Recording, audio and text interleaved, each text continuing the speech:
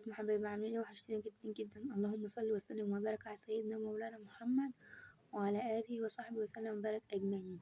كل سنه وانتم طيبين، كل سنه والامه الاسلاميه بخير يا رب، وتعود عليكم الايام بخير. طبعا النهارده هنعمل مع بعض طريقه المنابير، بس دي طريقه مختلفه عن الطريقه الاولى.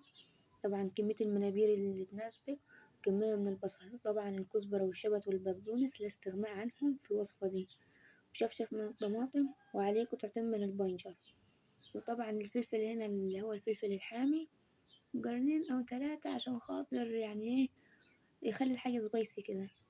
طبعا البهارات مش هنستغنى عنها، شطة، بابريكا، كزبرة ناشفة، فلفل، طبعا معلقة من السكر عشان خاطر الطماطم، وايه ومعلقة كبيرة من الملح. طبعا انا حطيت طاسة على النار فيها زيت. اول ما الزيت كده سخن، لو حابة طبعا تضيفي سمن او اي حاجة دي كله يرجع لك انت.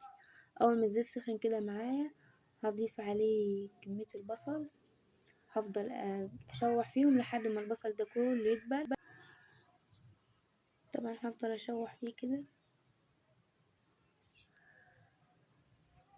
هنا خلاص كانت البصلة دبلت خالص معايا، هضيف عليها الفلفل، هديلهم كده تقليبتين مع بعض.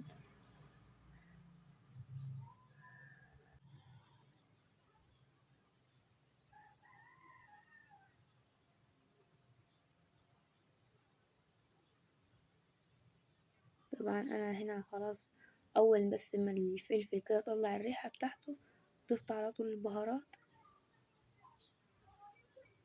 هديهم برضو تشويحة كده مع بعضهم. بعد كده هضيف الطماطم،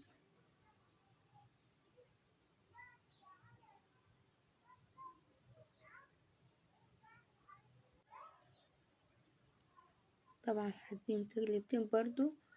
وفي المرحلة دي إن كنت حابة تضيفي معاهم نسبة من المية، ممكن تضيفي يعني ربع كوباية من المية، وهتوطي عليها وهتغطيهم وتسيبيها لحد كده ما الطماطم كلها تتسبك كده ببعضها، وتبقى كده حلوة.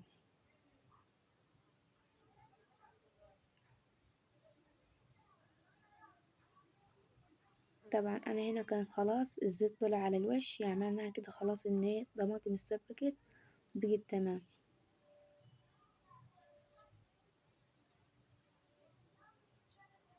هجيب هنا أي بولة كده كبيرة تكون عندي عشان خاطر أضيف فيها كل الخليط ده. هضيف طبعا التسبيكة اللي احنا سبكناها مع بعض.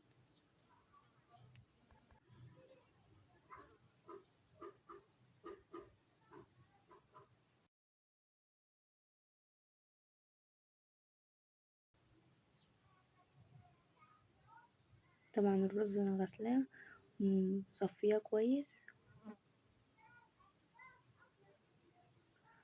وهضيف هنا طبعا نسبة الكزبرة والحاجات الخضروات اللي معايا، بس هركن كده شوية للتزيين في الاخر. طبعا الخضرة دي حسب راحتك، في ناس بتحب تحط اكتر من كده بكتير. هفضل اقلب فيهم كده لحد ما كلهم كده يتعرفوا كده على بعض، يبقوا اسرة واحدة كده مع بعضيهم.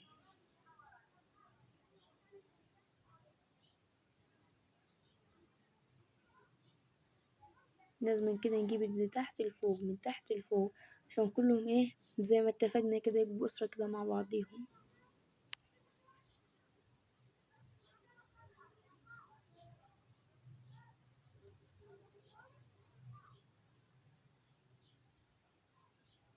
كده كانت خلاص جهزت معايا.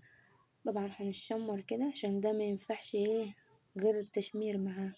طبعا انا خلاص ظبطت كل حاجة، بس بصراحة ما بدوقش، عشان في ناس بتحب تدوق الرز وكده، يعني مش بتظبط الملح. انا عندي ان الحاجة تطلع عادمة احسن بكتير.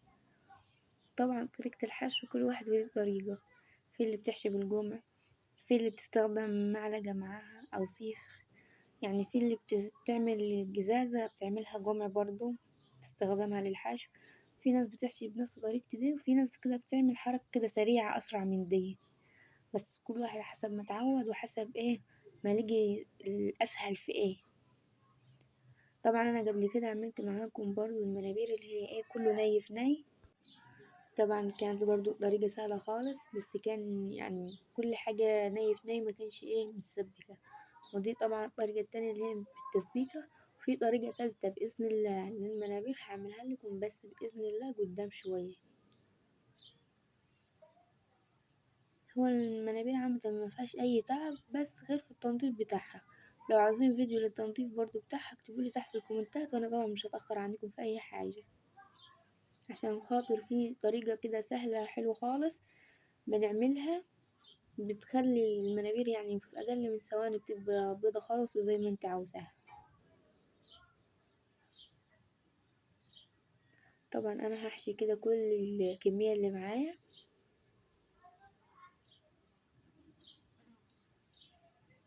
طبعا لازم انزل اي بواقي كده منه. طبعا مش هحشيه جامد كده عشان خاطر ما تفاجئش ان كل الكمية دي نزلت تحت في الحلة، لان طبيعي بينزل رز، فاحنا لا مش بنعبيه خالص، عشان خاطر لما نيجي نحطه في المية ما يبقاش يطلع كمية رز جامدة. طبعا انا هنا حشيت كل الكمية اللي معايا، وطبعا على النار جايبة حلة فيها مية بتغلي، وحطيت فيها بصل وورق لورا، ولو حابة تضيفي نص طماطمية برضو بتديلها نكهة حلوة خالص.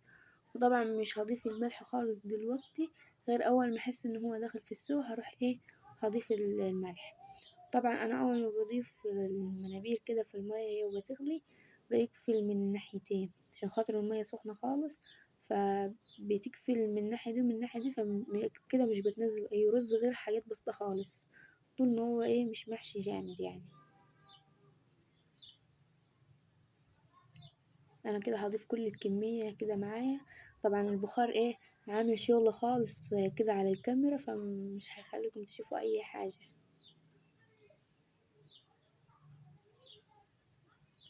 انا بحاول ان انا اوريلكم ان هو بص هو قفل خالص من هنا ومن هنا. طبعا هسيبهم كده لحد ما يستووا. هعرف ازاي ان هو استوى؟ اول ما اجي اتلفاه بالمعلقة الاقيه كده بيتزحلق، ادوس كده، احط ظهر المعلقة كده في المنابير، اول ما ادوس كده عليها ان دخلت يبقى كده هو استوى بيجي تمام. طبعا انا جبت طاسة وفيها زيت كده حامي، سخنت الزيت على نار هادية كده، وبعد كده جريتهم وبيجي معايا بالشكل ده. طبعا دي مش كل الكمية، بس عشان خاطر انا مطولش معاكم الفيديو، كنت كمان مستعجل عاوزة اخلصه بأي طريقة كده. طبعا مش هنسى الطحينة، عملتها طبعا على السريع، وده كان كده الشكل النهائي معايا. دي يعني الأكلة دي ناس كتير بتحشاجها كده زيي. يا رب الفيديو يكون عجبكم، متنسوش تعملوا لايك واشتراك. مع السلامة.